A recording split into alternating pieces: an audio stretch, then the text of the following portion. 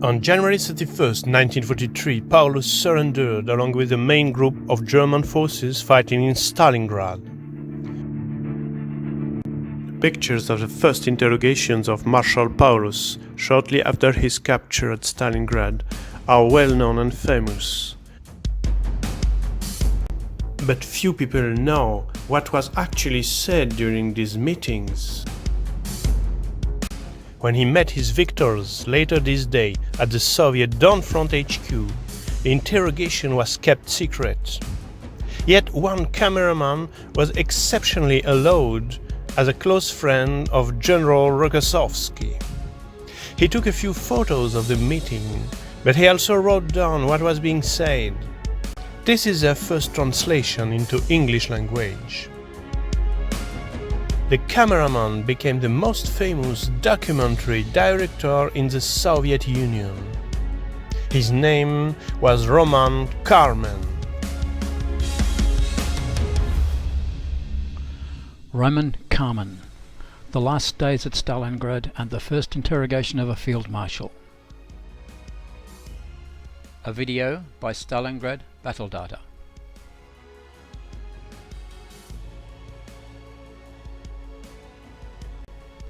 One of the most influential figures in Soviet war documentary filmmaking, Roman Karmen portrayed the Spanish Civil War, the battles on the German-Soviet front in World War II, and conflicts linked with the rise of communism in Asia and South America.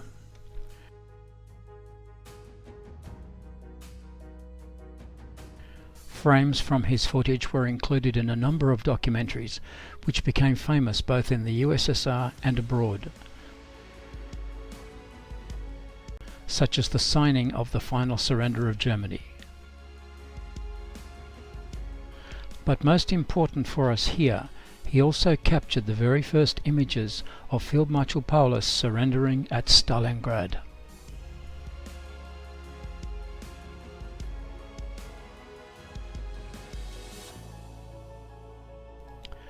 His picture, taken on the 1st of February 1943 and titled Interrogation of Paulus, in the presence of General Rokossovsky and Marshal Voronov, went right around the world press.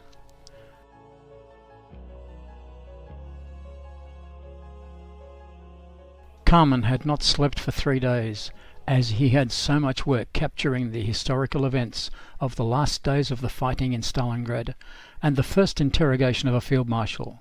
But he nevertheless flew to Moscow immediately after this filming. It was necessary to deliver at once the pictures of the defeated German troops and senior officers. Karmen's unique account of this historical shooting has never previously been translated into English. In a small, hotly heated log hut in the village of Zavargino, a map of Stalingrad with the markings outlined in coloured pencils is spread out on a table.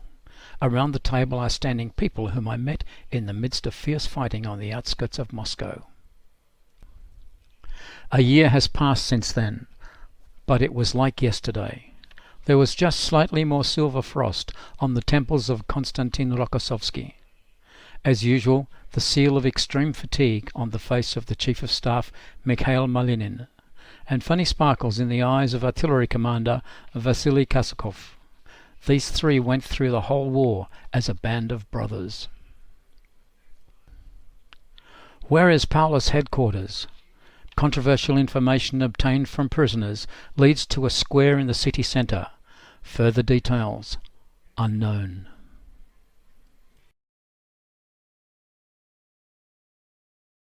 Konstantin Konstantinovich, help me record the capture of Paulus, I said in a praying voice, counting on the good relations that had developed between us during the difficult days of the fighting at Moscow. Rokossovsky grinned. Well, we will help, Kamen, with only one condition, service for service. All that I can be useful for, I began. But the commander cut me short. First, help us get Paulus. Everyone around laughed. He called me to a map of the city. Apparently, the command post is somewhere here.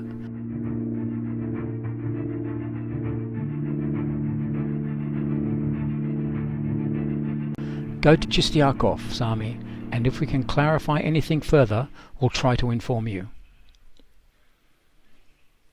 From the village of Zavaragino, where the headquarters of the Don Front was located, I flew to Stalingrad in a U-2 plane.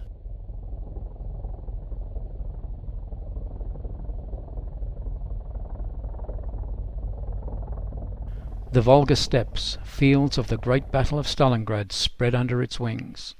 From here above it was possible to spot spaces with recent traces of the fighting. Thousands of ashen craters had not yet been covered with snow. The earth looked like enlarged pictures of lunar craters. In the endless steppes, cut by gentle curving ravines, large dark spots appeared every minute, which from afar seemed like villages, cities or forests, but when the plane came closer, they turned out to be dense clusters of German vehicles abandoned by Paulus's retreating forces.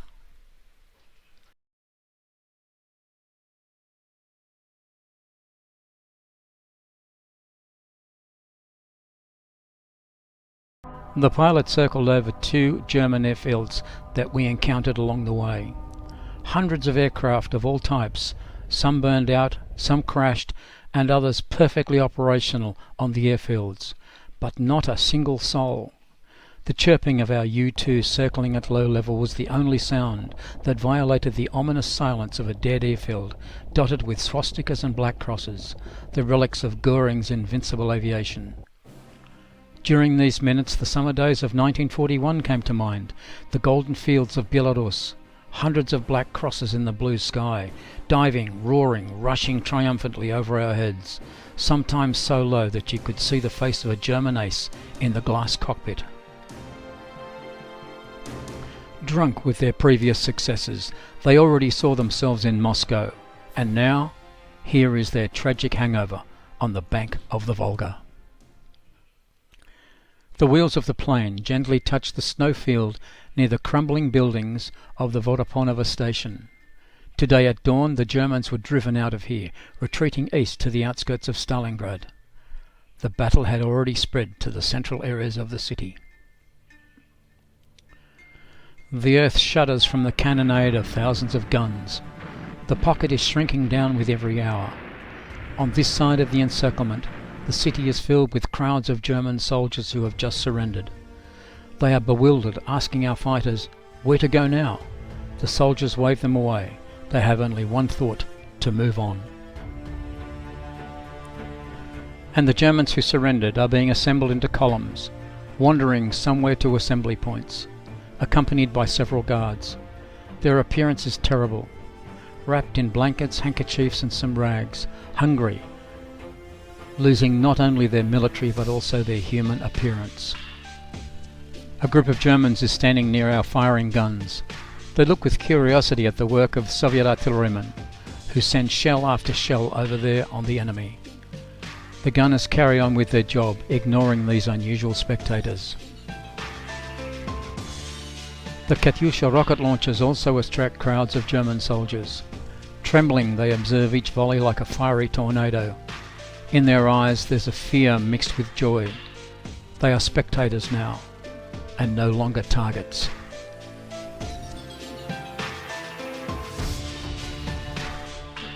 January 29. I journeyed all day long in the streets of Stalingrad. The noise of the fighting is stunning. The troops of Shumilov, Tolbukin, Chistiakov and Chuikov are now engaged in the final stages of clearing the city of groups of machine gunners still entrenched in the destroyed houses. In several places I had to leave the car and make it on foot. The city is clogged with German vehicles. Next to the huge trucks are dozens of abandoned cars. Today hundreds of soldiers and officers continued to surrender. Prisoners are first sent to feeding areas. Near the Volga, the headquarters of the 100th Infantry Division, along with its commander, Lieutenant General Sana, was surrounded and captured by soldiers of the 10th Army. I saw him last night. He is 54 and has been awarded many orders. The medals sparkle on his chest. He said that Paulus and his headquarters were hidden somewhere in the basement of the city centre, changing location every 2 to 3 hours. Paulus, said General Sana, is fulfilling Hitler's directive to fight to the last soldier. The troops were ordered to carefully search for Paulus, to scour the entire city, to inspect each basement. At noon, 4 German planes appeared over the city and randomly dropped supplies. All were unpacked by our soldiers. I got a pack of dry biscuits and a huge piece of fat Ukrainian sausage, obviously intended for Colonel General Paulus. Several other generals surrendered this day. At the headquarters of the division, where I checked in to find out the situation, they were negotiating a truce. A truce envoy was sent by the commander of the famous 376th Infantry Division, General von Daniels. He wished to surrender with the remnants of the division.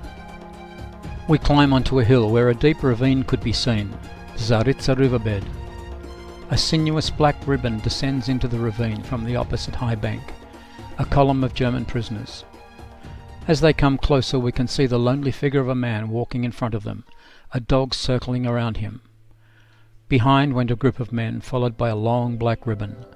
The man with the dog is a general, a division commander. The group of men his headquarters staff, and the black ribbon his division. The short and puny-looking General von Daniels is watching his feet as he walks, his hands wrapped in a rabbit clutch.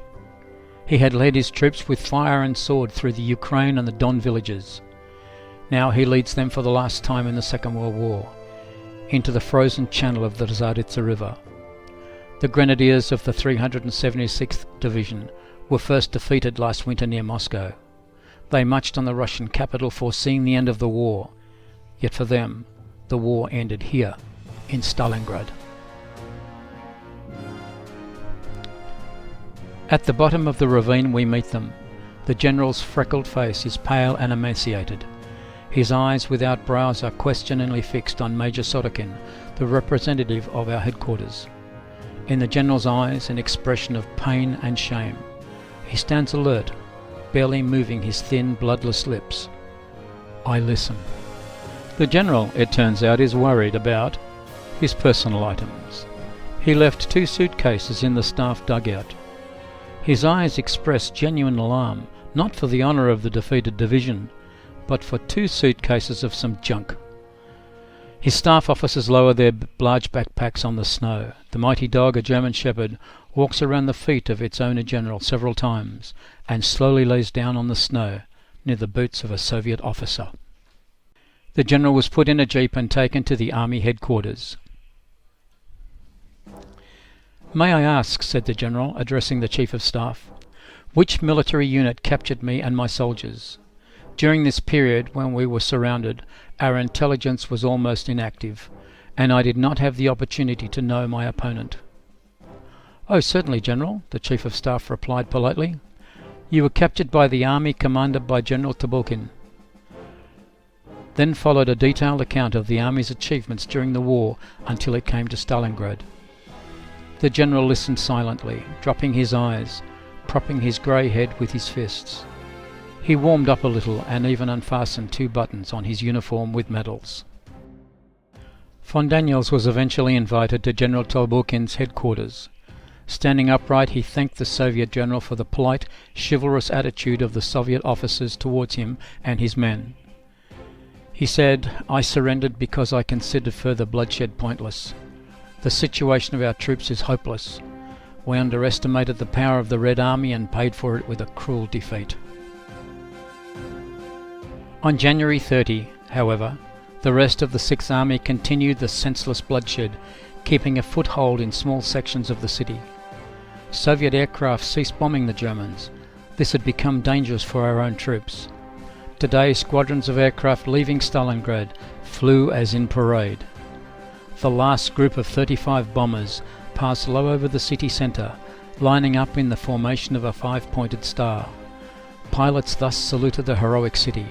The planes then went on a western course, and Stalingrad saluted them in turn with volleys of heavy guns that destroyed the last nests of enemy resistance. Where is Paulus hiding? All the generals who surrendered are saying that Paulus will do the same in the coming hours. But he will do this only after he can prove that he fought bravely to the last moment, having ruined the last troops obeying his order. Yesterday I asked General von Dreba whether Paulus would shoot himself. The general smiled and shook his head.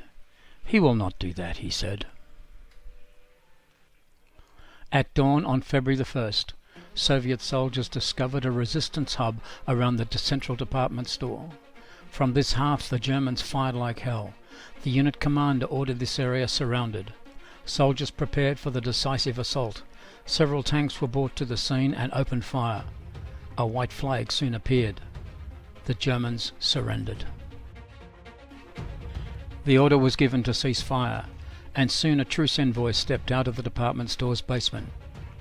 He said that General Paulus was here with his headquarters and asked us to send a representative for negotiations on surrender. Paulus was asking for a general or a colonel. Colonel Lukin was assigned to negotiate with Paulus. He went to the basement, where he was met by the Chief of Staff of 6th Army, General Schmidt. There could be no new conditions for surrender other than those indicated in the ultimatum presented earlier. No discussion of these conditions, nor can there be a delay in the surrendering process. "If you have any doubts about the hopelessness of your situation," said Colonel Lukin, "get out of the basement.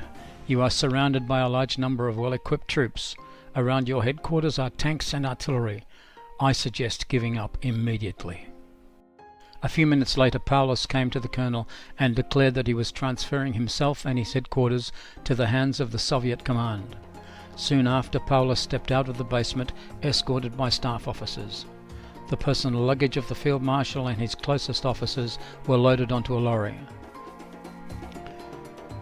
Paulus himself, along with Colonel Adam, his personal adjutant, and the Chief of Staff General Schmidt, went to the army headquarters.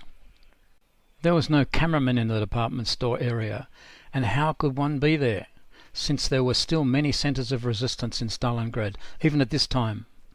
Unless by some miracle one of the operators filming in Stalingrad could have been in this place. Oh, if only I knew that this miracle was actually there, waiting for me.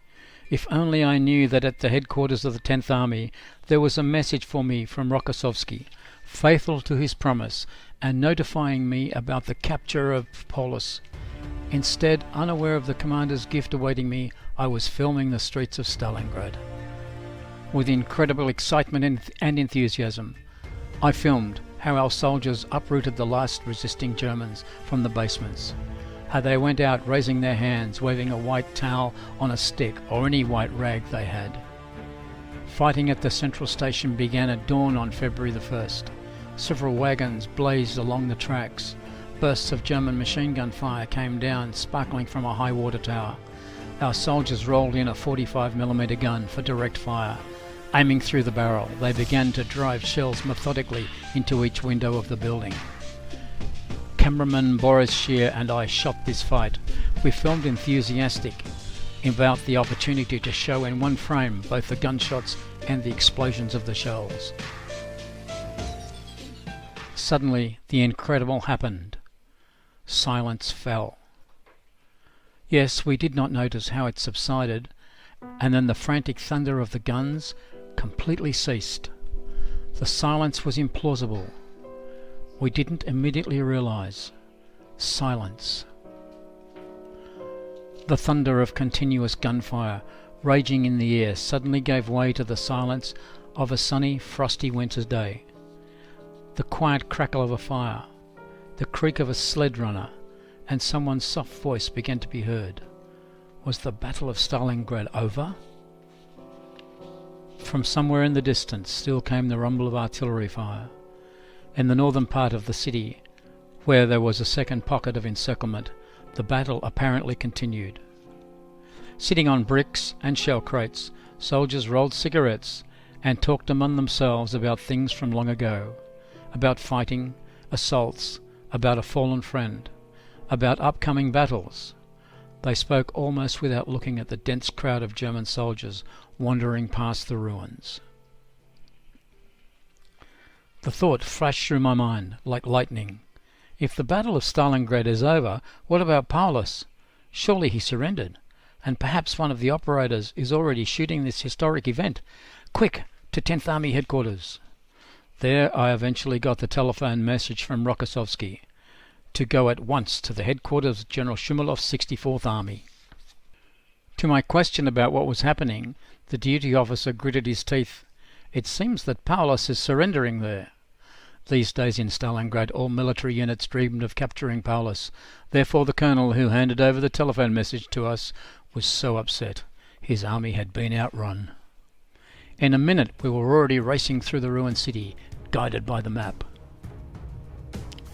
On the way we ran into a convoy of cars, with a huge steel-coloured one leading. Having guessed that Paulus was in this car, we overtook the convoy and drove to 64th Army headquarters.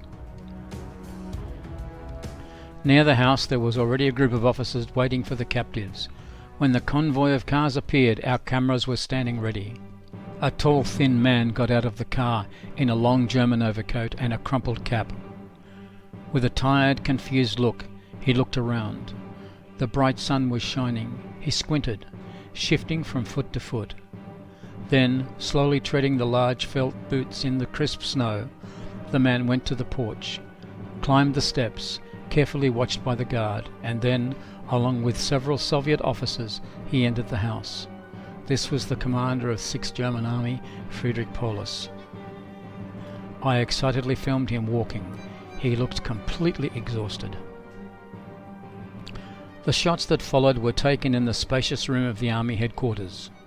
Slowly undressing in the hallway, Paulus, together with Schmidt and Adam, entered the room. Fortunately for our cameras, the room was flooded with sunlight, and it was possible to shoot. On the threshold, Paulus stood upright, hit his heels and raised his hand in the Nazi salute.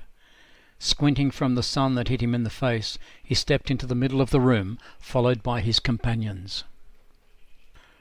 At the table was 64th Army Commander General Shumilov. Along the walls of the room on the benches were staff officers. With a nod of his head, answering the greeting, Shumilov gestured to Paulus to sit down in a chair. Marking every word, Shumilov said, "Colonel General, you are captured by the 64th Army, which fought with you from the Don to Stalingrad. The command of the army guarantees you military honour and uniform." Paulus listened carefully to the translator and bowed his head. Shumilov continued, "Can you show us a document certifying that you are the commander of the 6th German Army, Colonel General Paulus?" Then Paulus unfastened the buttons of his uniform to take out his soldier's book from his inner pocket, his hands trembling noticeably. There was intense silence in the room. Shumilov carefully read the document, laid it in front of him on the table, and turned his eye back to his captive. "Let me make an important statement," said Paulus. "Please," said Shumilov. "Tonight, General, I received a radio message from my Führer stating that I have been promoted to the rank of Field Marshal." With the nod of his head, Shumilov made it clear that he was accepting the statement. He handed Paulus a pack of Zazbek cigarettes, saying, "Please, Field Marshal." The room was quiet. Paulus's face was tense. The leader of the German army, who put down his Field Marshal's baton at the feet of the victorious Red Army, sat depressed. It was as if he was just now beginning to fully realize the tragedy that befell his troops and himself. The first Field Marshal who surrendered in the history of warfare. The silence was broken only by the light crack of my camera, which recorded this historical episode. His uniform is worn and crumpled. His face is earthy in colour. He seems calm, but his hands tremble as he brings a cigarette to his mouth. Answering questions, he speaks in a quiet, muffled voice, thinking through every word. "Why didn't you accept the ultimatum of the Soviet High Command to surrender?" Shumilov asks him. "I had an order to fight." "Did you have additional instructions after you were surrounded?" "From the very beginning I had instructions to fight to the last opportunity." "Have you ordered the northern group to lay down their arms?" "I am in captivity and do not have the right to give an order to surrender." But when the commander sees that his people are perishing in vain and that further resistance is hopeless, shouldn't he prevent unnecessary bloodshed? "It can be decided by the one who is with the troops. I am in captivity." In the course of further conversation, Paulus said, "This is my first time in Russia. In World War I fought on the Western Front. I see now that it is difficult to defeat your country. I could not have foreseen my defeat. I did not expect that you have such forces.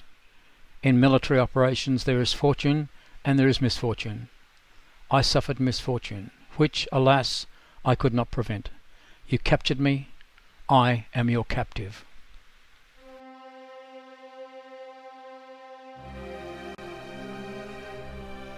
A few hours later, Paulus was sent to Zavaragino, the front headquarters.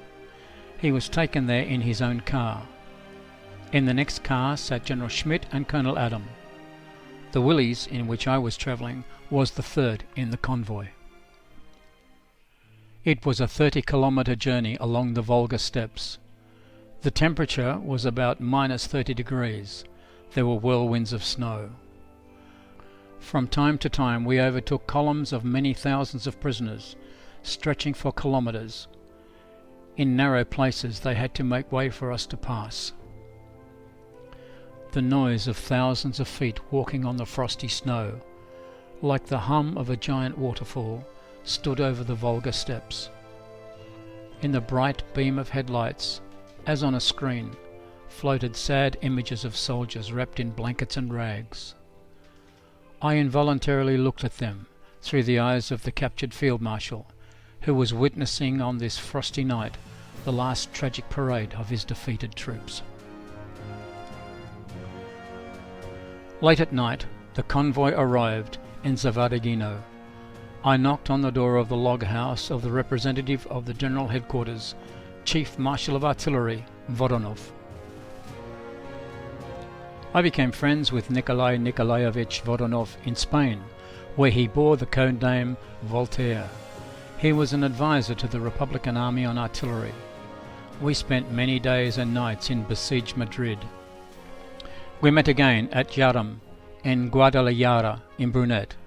Here, in Zavaragino, we meet for the first time since Spain. "Well, you have a hell of a look," said Marshal Voronov, laughing. "Rokossovsky told me that you filmed Paulus already. Are you hungry?" I confessed that I had forgotten when I ate or slept last. Then he glanced at his watch and said, "Hurry, in 40 minutes we will have the first meeting with the captured Field Marshal. Now Rokossovsky, Malinin and Telegin will come here. Will you allow me, Nikolay Nikolayevich, to be present at the meeting? Just sit here in the corner, but you probably won't be able to shoot. We cannot offer anything for your camera other than a car light bulb. Then I'll take a picture. It is impossible not to fix this historical meeting." General Rokossovsky entered. "Are you already here?" he said, turning to me. "Well, did you film Paulus? What does he look like? Tell me." The front commander called Moscow. At 2 hours and 15 minutes on February the 1st, Field Marshal Paulus was brought into the room. The translator, Major Dyatlenko, told him, "This is the representative of the Supreme High Command, Marshal of Artillery Voronov, and the Commander of the Don Front, Colonel General Rokossovsky." The German Field Marshal, standing upright, silently bowed his head. He was invited to sit down. Looking closely at the present Soviet military leaders, he asked, "Was it you who signed the document forwarded to me by the truce, the ultimatum to surrender?" "Yes, it was us," said Rokossovsky. "Field Marshal, we invite you at such a late hour," said Voronov, "to solve an important issue. Your troops are defeated. Thousands of your soldiers surrendered, and you, Field Marshal, are captured. But in the northern part of the city, in a narrow pocket, the last group of your troops continue to resist. The Soviet command has large-scale firepower, artillery, aircraft, sufficient to destroy this group within a few hours. We suggest that you, Field Marshal, turn to your soldiers and officers with a proposal to lay down their arms. This will prevent useless bloodshed. The life of your soldiers is in your hands, Field Marshal." Paulus listened to Voronov carefully. His face twitched nervously. Rokossovsky handed him a pack of cigarettes. Paulus took one. His hand trembled. He replied, "I cannot give such an order to my troops." "Why?" "Because I'm in captivity and they are fighting. I simply do not have the right to order them to surrender." "But you are aware of the senselessness of their resistance," exclaimed Rokossovsky. "They will be destroyed." Paulus turned to Rokossovsky. There was expressed pain in his eyes. He understood the humanity of the proposal made by the Soviet generals and, of course, felt the measure of his responsibility over his soldiers. After a moment of silence, he said, "No, I can't give the surrender order. Throughout this war I have witnessed more than once how Russian soldiers who found themselves in a hopeless situation still fought to the last bullet. They fought valiantly, heroically. My soldiers have ammunition and weapons. They have an order to continue the resistance. Why are you offering me to make my soldiers surrender? No, I can't do this." "Well, in that case, we are forced tomorrow morning," Voronov looked at his watch, "or rather today, to begin operations to defeat the group." Paulus bowed his head, spread his arms and silently looked into Rokossovsky's eyes, as if to say, "You have strength on your side. We lost." A small car light bulb burned above the table.